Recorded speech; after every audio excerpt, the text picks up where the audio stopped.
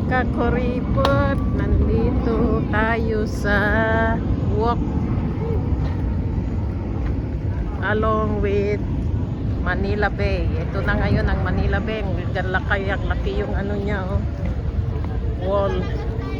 Ito yung mga disyamiento ngayon, mga restaurant sa tabi ng Manila Bay. Yan na yung dagat. Malayo to. Malayo. Hanggang doon sa ano. Sa Ano kaya ang kita ng may-ari? anong may-ari? Ano, ang kwan ito government. Pero yung mga government ang ano, pero yung mga naglagay na yung mga yan, mga kanya-kanyang ano na nagbentahan na nila ng pwesto-pwesto.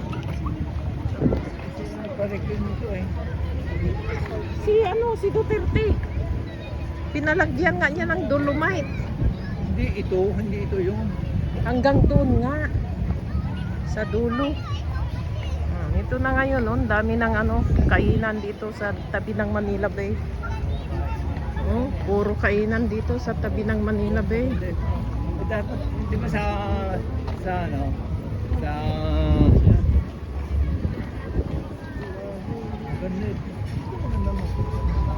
sa Santa Monica gano'n na. Oh, pero sa Santa Monica may daanan ng bicycle, may daanan ng ano, yung naglalakad. At saka yun sa Santa Monica, nandyan sa baba mismo. Kasi malayo pa yung dagat. Malayo. May buhangin ka pang dadaanan. Pero maganda na rin dito. Pero ito, maganda naman dahil nandyan naman yung dagat sa tabi. Hindi lang Maluwang naman eh. Oh, yun na nga. May upong pa dito.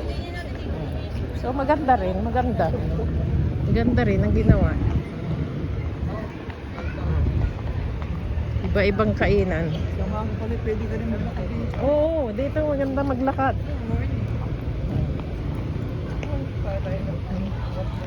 So ito ngayon ang itsura ng Manila Bay. Oh.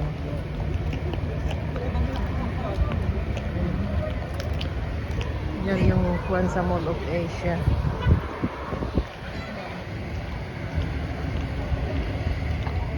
Pa ito hanggang doon pa sa Kwan, dulo ng papunta sa Luneta. Malayo pa ito kung gusto mo maglakad talaga. It is a good place to walk. Sa gabi or sa early in the morning bago sumikat ang araw. Para pagsikat ng araw, nakalakad ka na ng mga 2 kilometer or 3 kilometer para hindi masyadong mainit. Kasi pawisan ka talaga pag dito sa ano, Maynila. Dahil humid.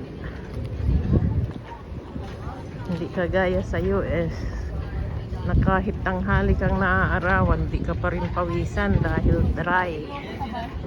Pero dito, mainit, pawis. Okay, so ito, ayan, mayroon din na reclamation dyan. Anong laro yan? I think it's a volleyball, I'm not sure. So maganda, may mga paglaruan pa pala, oh. So, yan lang. Kunting pakita ko lang ang Manila Bay. Yan ang dagat. Sa ngayon, mayroon pa rin ginagawa dyan sa gitna. So, palit ng palit. Pero malawak pa naman talaga. Doon pa sa yung mga ilaw na yun. Thanks for watching. Please subscribe. God bless. Bye.